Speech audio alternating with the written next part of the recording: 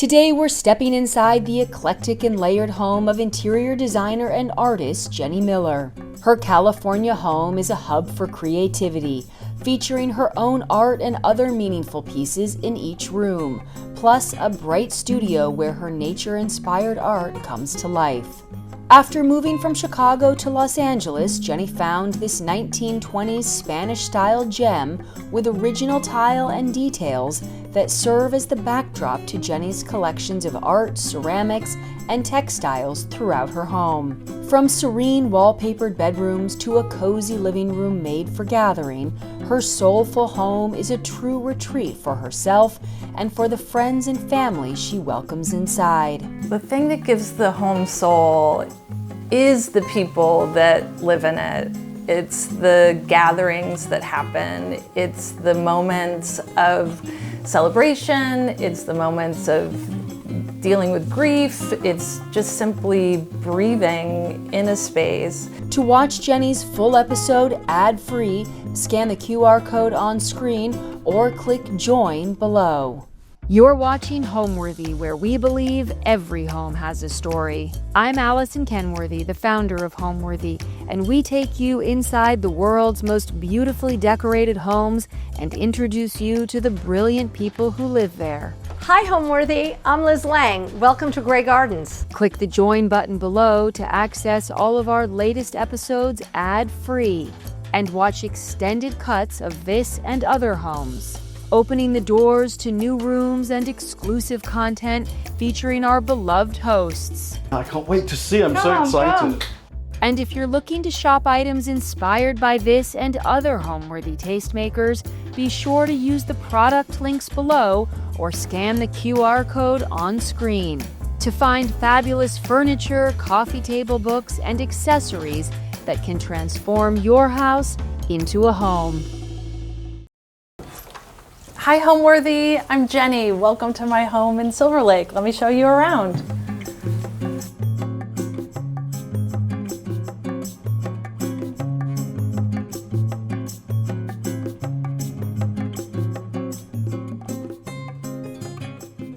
My name's Jenny Miller. I'm an interior designer and an artist. Welcome to my home. So I found this place actually when I first moved to LA and early in my career here and starting on my own. And it really, at the beginning, part of it was a work-live type of situation I was looking for. And what drew me to it was really the Spanish old charm of it and just the little details that I found like it was kind of a diamond in the rough type thing, finding this spot. And then it's evolved over time as I've kind of collected things, added, and it's become almost in a sense a working collage in how I live and work and inspire. So this is part of a Spanish duplex that was built in the 1920s.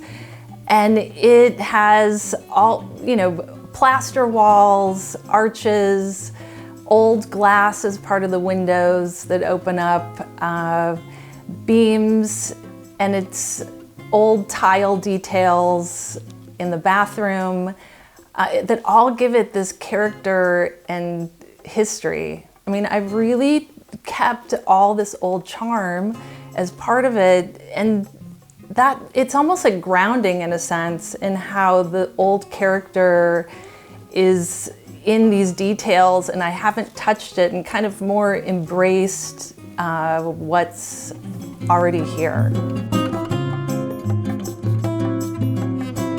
Welcome to my living room. So I have this room really set up for ultimate comfort and ultimate gathering of family and friends and things to not be so precious. And yet, as I love collecting things, you'll see a variety of all sorts of textiles, layers, art in the room.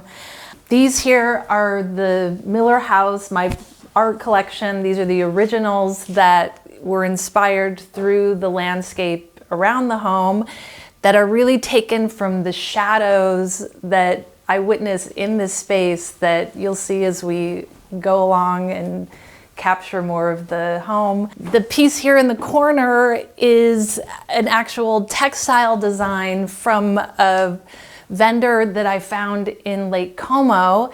And it reminds me just of the history of the details and design and textiles. And yet, you know, it has this Japanese crane that is a wonderful symbol and calming essence to it. The textiles on the pillows, these were actually a vintage rug that I found, and rather than having it as a rug, I had it cut up and made into pillows that can withstand tons of wear and tear. You'll also see things like this chair here, which we had it made custom because it sold, the one that we wanted for a client. And now we have it that we remake them for our clients in their homes as a custom piece. So the ottoman is a simple upholstered slip-covered ottoman with, again, a vintage wedding blanket layered on top with books. Again, just making it comfortable. People can put their feet up. It's not precious. Nothing can get stained. It's just kind of ultimate livability at its best. So over here we have two vintage pieces, and it's interesting, sometimes I get things that are clients' rejections, that they don't feel it's comfortable enough or isn't quite right. And I always tend to pick things and show the clients that I personally love. So I was able to find a place and love these chairs, as do the people, my friends and family that come sit in them.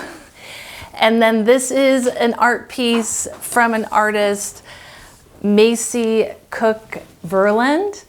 And I love the color and just kind of the dynamics of energy that it sets the tone in this corner.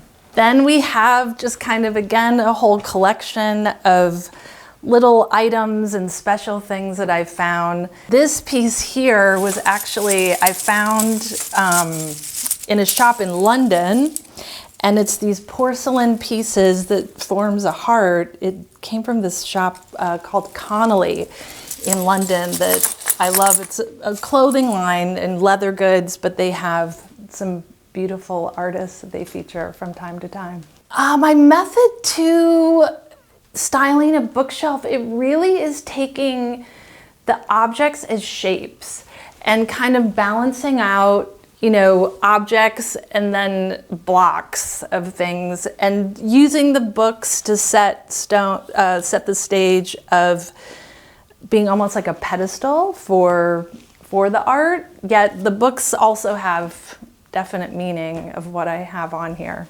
So the fireplace here, it's, you know, you see the original plaster on the walls, and I use this fisheye mirror to just kind of soften this whole area and give a soft reflection, but not being so in your face, you know, a look at me mirror. It's more of just kind of setting a mood. And then styling it with just baskets and ceramics that overlay and just kind of set a soft tone. So this here is a photographer by the name of Leela Jeffries, who's an Australian artist who I actually helped a client with a show out of their home that they were helping her promote her work. And I fell in love with it. And I have this hawk here, and I also have a piece of hers in my office. It's this big owl. But head on over to my dining room here, which this is a dining room, but a work table and just kind of a creative central that I have stacked books. When I did have this room when I had the space as my office, my table here became like a conference table, and I remember coming home from being on vacation and walking in and feeling like, wait a minute, I just walked into an office.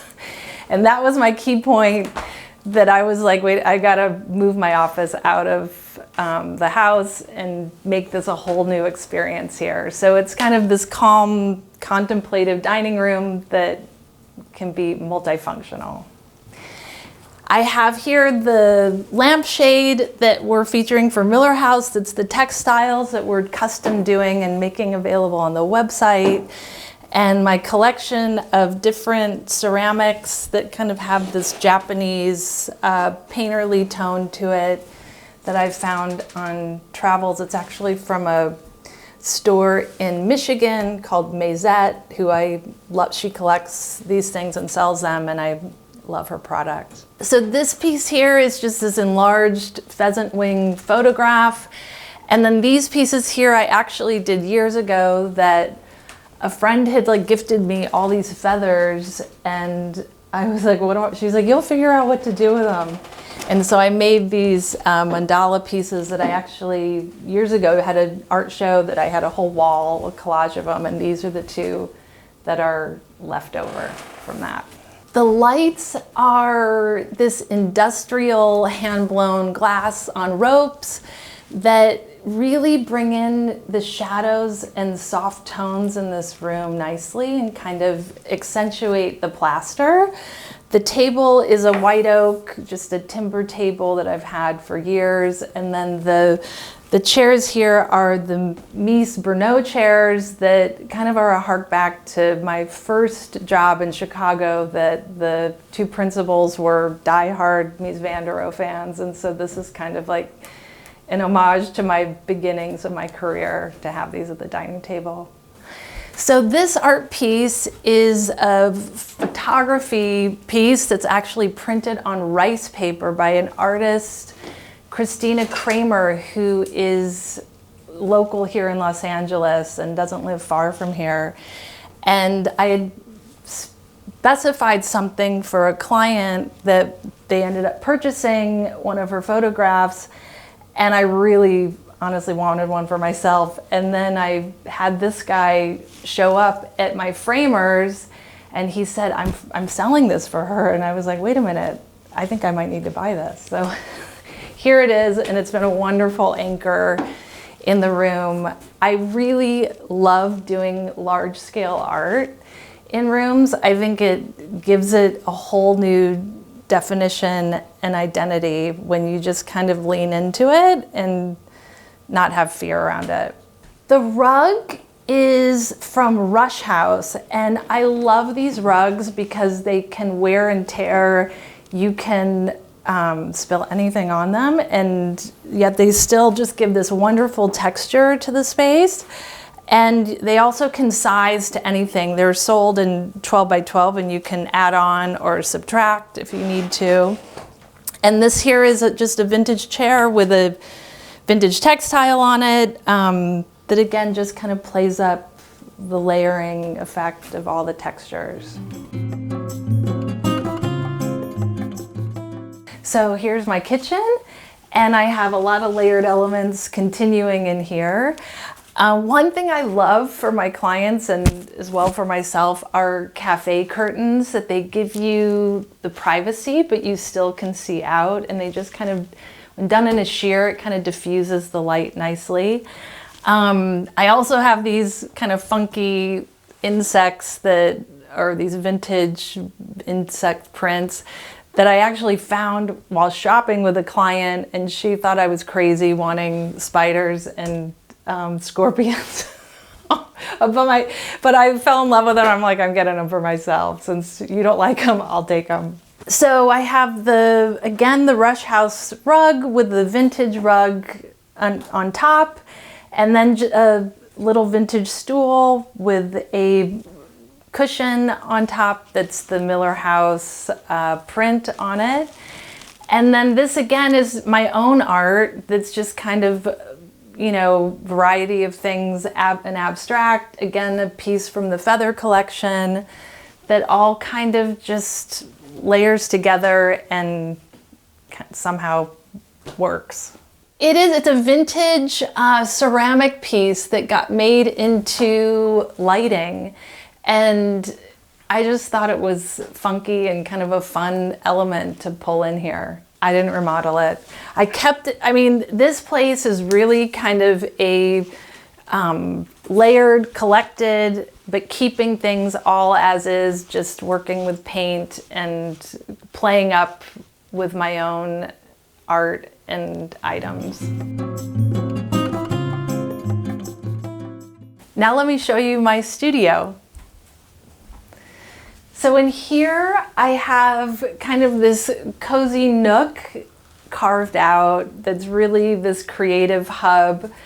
Here you'll see a piece that I'm working on that's going to be a mural design for Miller House coming out soon.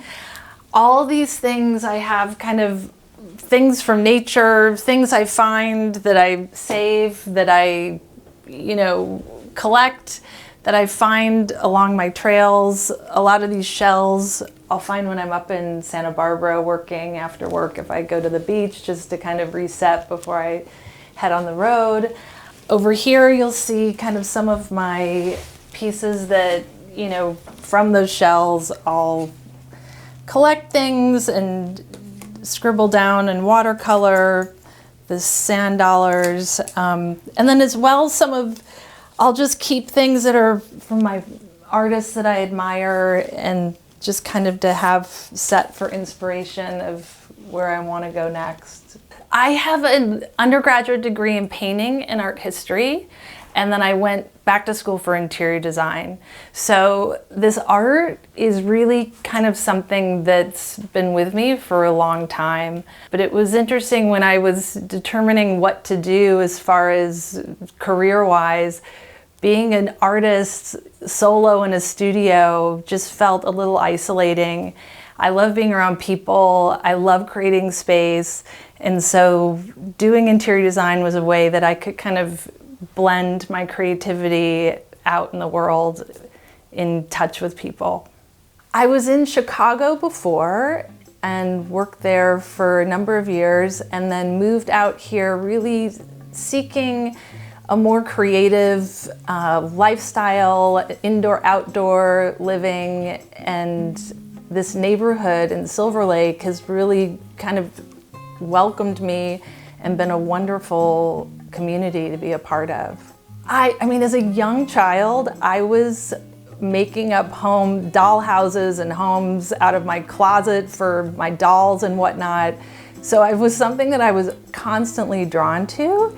And while for a long time I kind of pushed it away and maybe looked into just being an artist, the connection of people, the connection of place, and helping people connect with their homes and creating that space just kind of kept pulling me and dragging me all over the years. So my art is really inspired by nature and just the environment and things and landscape around us. And that also, I think, draws into why I was pulled from Chicago to California, that I could be in touch with that all year round. But the art really comes from kind of the little subtle details, things I find along the way in the neighborhood or out on hikes that just come and kind of tap me on the shoulder, so to speak. It's the natural world. It's things around that are found in nature, and it's in the quietness of just being in nature that I find these things that then, inspire me to sit down and paint and enjoy. So this is my courtyard outside, and I have this dining table that I work at sometimes, I entertain at, and then the Pittosporum plant here is part of what inspired the first painting that you saw in the living room. That it's this ordinary plant that, for whatever reason, on the particular day that it tapped my shoulder, and I was like, wait a minute, how it softly moves and how light filters through it, it's something quite special and needs to be celebrated a little. So that was where that piece came up. Having this vintage trough fountain just kind of adds to the tranquility out here. And I love gardening, and just having this moment out here that it becomes like its own separate room that one can enjoy and have people over and experience.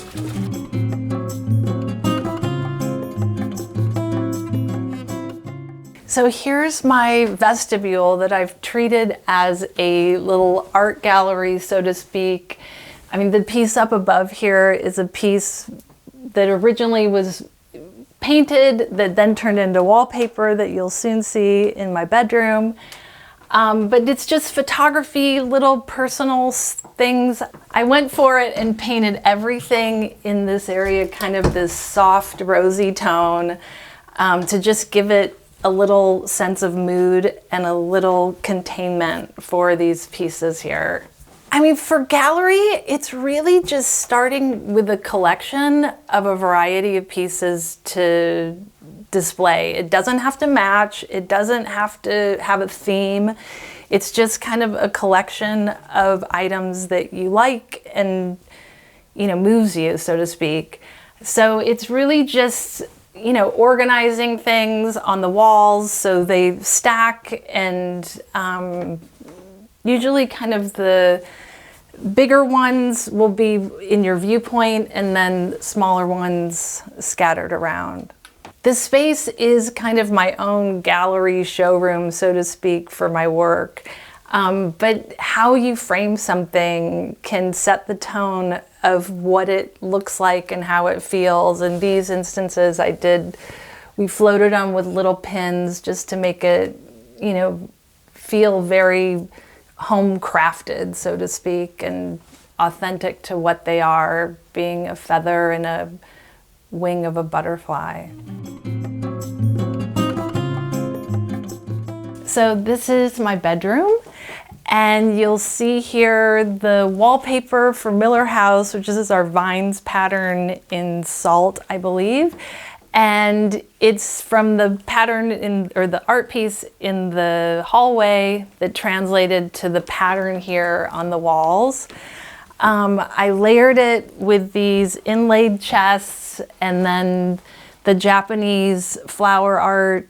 And again, this was kind of this type of thing of layering that one's clients would maybe push back on, but I'm able to do it a little more forward in my own space. This here is a Navajo blanket that I have as a pillow. And then this here is a textile throw from a textile designer here in Los Angeles, Pat McGann.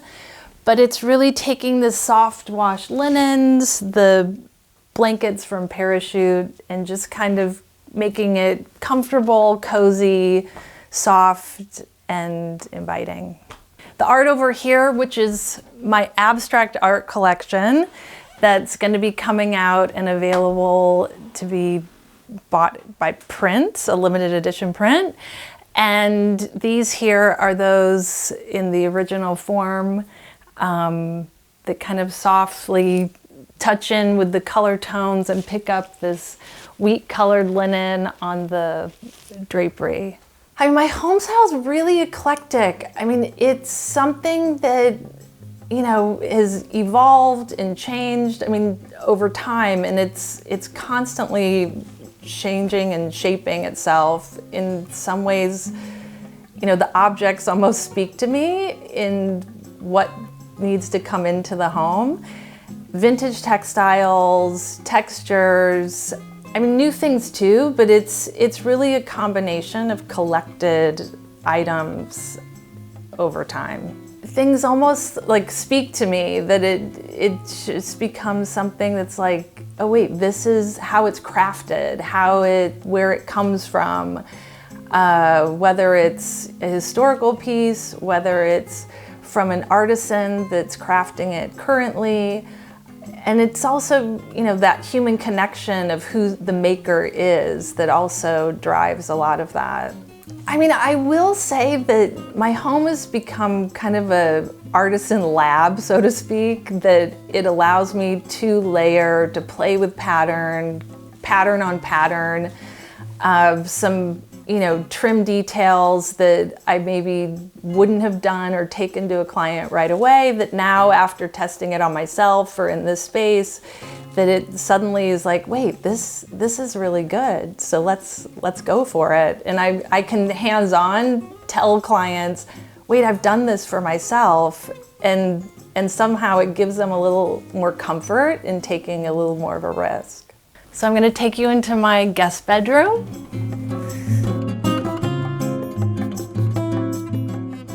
And here we have another pattern from Miller House, and this is our Pittosporum. And in this room, I played up the trim and accent color to be this soft, taupey lavender in the curtains and the windows and the trim. Over here is a beautiful little nest that's a photograph printed on kind of a toothy paper. Over here we have a Japanese tansu chest that's vintage with an little olive tree, and then again this is a piece of the Miller House abstract collection that we're going to be featuring soon for availability. So one of the things that I love about this house are the shadow lines that come in and move throughout the day, and it honestly was part of the inspiration for the wallpaper and textile line, because it's kind of that shadowing effect of how plants look and the shadows move, and how that in itself is an art. The thing that gives the home soul is the people that live in it. It's the gatherings that happen. It's the moments of celebration. It's the moments of dealing with grief. It's just simply breathing in a space. But having it be comfortable, having it be something that's, you're surrounded with things that you love, gives it that soul. So what does home mean to me?